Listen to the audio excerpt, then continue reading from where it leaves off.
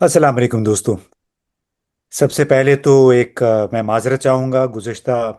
Vlog में मैंने जिक्र किया था कि पाकिस्तान इस सवाल पूछा था कि पाकिस्तान के रहनुमा फ़लस्तीन के हक़ में तकारीर की बजाय उसको तस्लीम कब करेंगे। तो सरकारी ज़राए से और फिर गूगल के ज़रिए मैंने चेक किया तो उसमें पता चला कि पाकिस्तान ने फ़लस्तीनी अथॉरिटी को 1988 में नवंबर में तस्लीम कर लिया था, और उसके बाद से मुसलसल उसकी हिमायत में उसके साथ यकजहती का इजहार वक्तन फ़वक्तन पाकिस्तान करता रहा है। तो इस पे अब गलती हो जाती है, इंसान कहते हैं ख़ता का पुतला है, और इस पे मुझे माजरत करने में कोई इसमें आर नहीं है। बस वो मुझे चेक करना चाहिए था, नहीं किया। अब इसके अलावा एक आलमी बैंक की ताज़ा तरीन रिपोर्ट आई है पाकिस्तान के हवाले से, जिसमें उस रिपोर्ट में कहा गया है कि पाकिस्तान का मौजूदा मुआशी तरक्की का मॉडल गुर्बत में कमी की हिमायत नहीं करता, यानी इसकी वजह से गुर्बत में कभी कमी नहीं हो सकेगी। इसके बायस आमदनी में इजाफा भी रुक रुक गया, जो थी वो 8 साल की बुलंद तरीन सतह पे पहुंच गई। बड़ी एक तशवीशनाक सी ये एक रिपोर्ट है, क्योंकि हम मुसलसल सुन रहे हैं कि पाकिस्तान में गैर मुल्की सरमाकारी लाने की भरपूर कोशिशें हो रही हैं, स्पेशल इन्वेस्टमेंट फैसिलिटेशन काउंसिल बनी है। लेकिन उसके बरक्स अगर आप आलमी बैंक की ये रिपोर्ट देख लें, तो इसमें इसका टाइटल यही रखा गया कि पाकिस्तान में गुर्बत, मुसावात और लचक का एक तजिया। और इसमें इंकशाफ किया गया है कि उभरता हुआ मुतवसत तबका, जो कि आबादी का 42.7% है, मुकम्मल मुआशी तहफ़्फ़ुज़ हासिल करने के लिए मुसलसल जद्दोजहद कर रहा है। महफूज महफूज सफाई का माहौल, पानी, साफ पानी नहीं है, सस्ती तवानाई और रिहाइश तक महदूद रसाई, ये वो मसाइल हैं। यानी पानी, पीने का पानी हम बाज़ार से ख़रीदते हैं, बिजली बहुत महंगी है। और अगर आप इवन इस्लामाबाद जैसे शहर में देख लें कि सफाई सुथराई का क्या हाल है, तो बड़ा एक जवाल सा नज़र आता है कि वो कैपिटल डेवलपमेंट अथॉरिटी आखिर कहाँ है। क्योंकि अब F7 और E7 जैसे इलाकों में गटर उबलते हुए दिखाई देते हैं। कंटोनमेंट्स में भी अक्सर मकामात पे यही हाल है, पीने का पानी बड़ा महदूद है। और वर्ल्ड बैंक की रिपोर्ट में ये कहा गया कि एक तशवीशनाक हकीकत यह है कि पाकिस्तान के 15 से 24 साल के दरमियान 37% नौजवान मुलाजमत या तालीम और तरबियत में शामिल नहीं हैं। यानी उनके लिए कोई प्रोग्राम ही इस तरह का नहीं है कि उनको बाकायदा स्किल डेवलपमेंट की तरफ लगाया जा सके, फिर उनको रोज़गार मुहैया किया जा सके। इसकी वजह आबादी के दबाव और मेहनत कशों की तलब के साथ अदम मुताबिकत है। और जो मेहनत कश हैं उनके साथ क्या होता है, अब जैसे आपको पता होगा कि अ, कोई हमारी कम अज़ कम उजरत 37 से 40 हज़ार रुपये माहाना के दरमियान है। लेकिन सरकारी इदारों ने, जैसे सिक्योरिटी का है और सफाई सुथराई के जो मामलात हैं, वो आउटसोर्स किए हुए हैं, कंपनियों को दिए हैं। और वो कंपनियां अपने मुलाजमीन को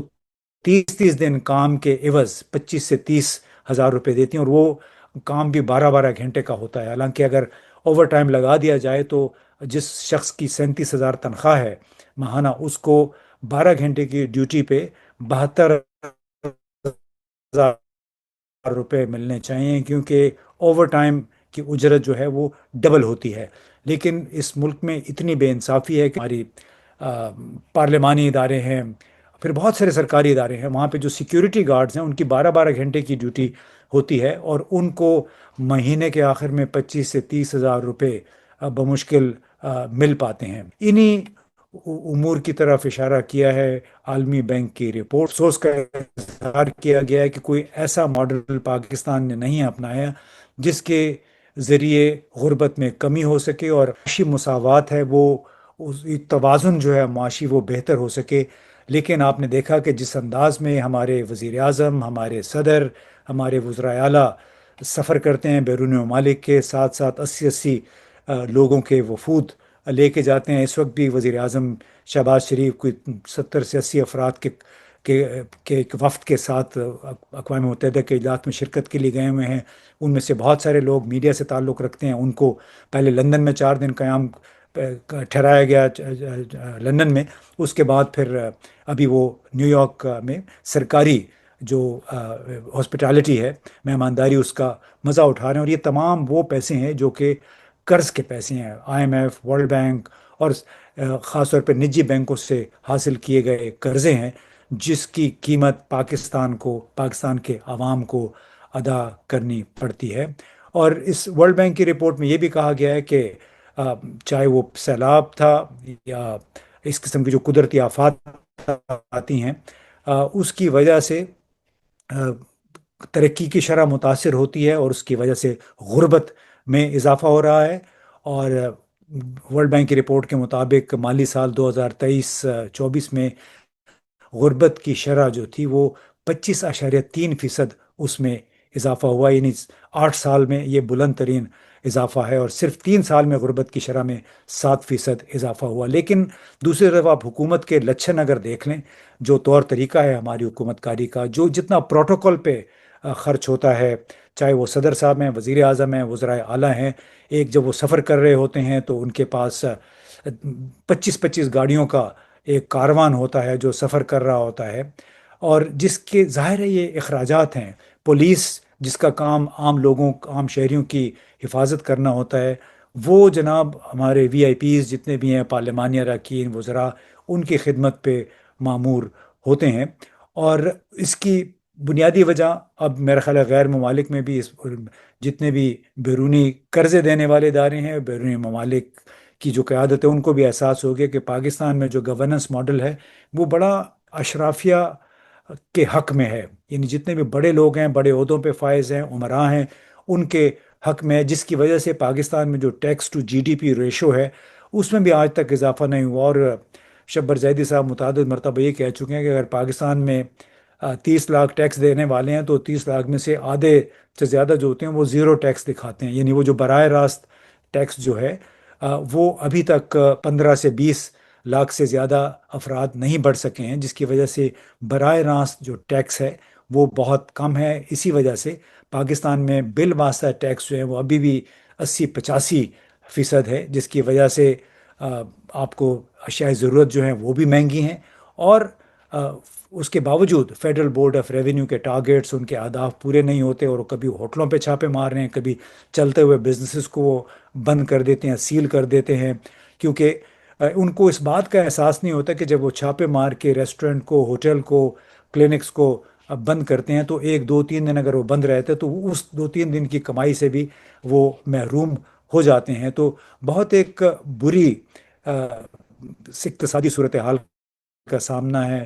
پاکستان کو اس وقت، اور ورلڈ بینک کی رپورٹ میں اسی ماڈل میں، یعنی عام لوگوں کی فلاح و بہبود پہ مرکوز پالیسیاں آج تک اختیار نہیں کی گئی ہیں، اور اسی کو کہتے ہیں ایک ایلیٹسٹ ماڈل آف گورننس، جس کی وجہ سے آ، عدم مساوات وہ اس میں بڑھتی چلی جا رہی ہے، امیر امیر تر اور غریب غریب تر ہو رہا ہے، جبکہ غریب لوگوں کے پیٹ کاٹ کے، وہ اپنے پیٹ کاٹ کے بجلی کے بل دے رہے ہیں، گیس کے بل دے رہے ہیں، اور پھر افراط زر کی شرح بے شک یہ کہیں کہ کم ہو گئی ہے، سرکاری طور پہ دعوے ہوتے ہیں، لیکن دراصل جو چیز آج سے سال پہلے اگر جس کی قیمت 100 سے 200 روپے ہو گئی تھی، تو 200 روپے وہ قیمت جو ہے اس میں کوئی کمی تو نہیں آئی، وہ آج بھی دو بلکہ 200 سے بھی زیادہ مہنگی ملے گی، کیونکہ افراط زر کی شرح یا مہنگائی میں بڑھنے کی جو رفتار ہے وہ سلو ہو گئی ہے، ختم نہیں ہوئی ہے۔ اس کے علاوہ پھر جتنا شہروں کے اوپر پریشر ہے، ورلڈ بینک کی رپورٹ میں یہ بھی کہا گیا ہے، اس کی وجہ سے شہری آبادی کے لیے جو سروسز ہیں وہ بھی متاثر ہوئی ہیں۔ تو لہٰذا جو ورلڈ بینک سفارشات پیش کر رہا ہے اس کے مطابق جب تک عوام کی فلاح و بہبود پہ مرکوز پالیسیاں نہیں ہوں گی، جب تک فیڈرل بورڈ آف ریونیو اپنے ٹیکسوں کی جو بنیاد ہے اس کو وسیع نہیں کرے گا، جس کو وسیع البنیاد ٹیکسیشن کہتے ہیں، اس وقت تک اس کے جو ریونیو کے ٹارگٹس ہیں، آمدنی کے اہداف ہیں، وہ پورے نہیں ہوں گے۔ اور اگر فیڈرل بورڈ آف ریونیو نے یوں ہی مار دھاڑ کا سلسلہ جاری رکھا، جو لوگ ٹیکس ریڈار میں ہیں، نیٹ میں ہیں، انہیں کو یہ مزید نچوڑنے کا سلسلہ انہوں نے جاری رکھا، تو پاکستان میں براہ راست ٹیکس دینے کے کلچر کی بجائے ٹیکس چوری کا جو رجحان ہے اس میں مزید اضافہ ہوتا چلا جائے گا، اور پاکستان یوں ہی ایک گھن چکر میں پھنسا رہے گا۔ تو اس میں سفارشات یہی کی گئی ہیں کہ ٹیکس کی بنیاد کو مزید وسیع کیا جائے، ٹیکسوں کی شرح میں کو کم کیا جائے، تاکہ لوگ دیانتداری سے اپنے ٹیکس ادا کر سکیں، حکومت کی آمدنی میں اضافہ ہو، اور اس سے بزنسز جو ہیں اس کو بھی فروغ ملے، کیونکہ جب تک ٹیکسوں کی شرح غیر یقینی رہے گی اور فیڈرل بورڈ آف ریونیو جو ہے اس کو ایک ایکسٹریکٹر کے طور پہ، ایک بھتہ خور کے طور پہ دیکھا جائے گا، اس وقت تک پاکستان میں دیانتداری سے ٹیکس دینے والوں کی تعداد کم سے کم رہے گی، اور عام لوگوں کا، غریب لوگوں کا استحصال یوں ہی جاری رہے گا۔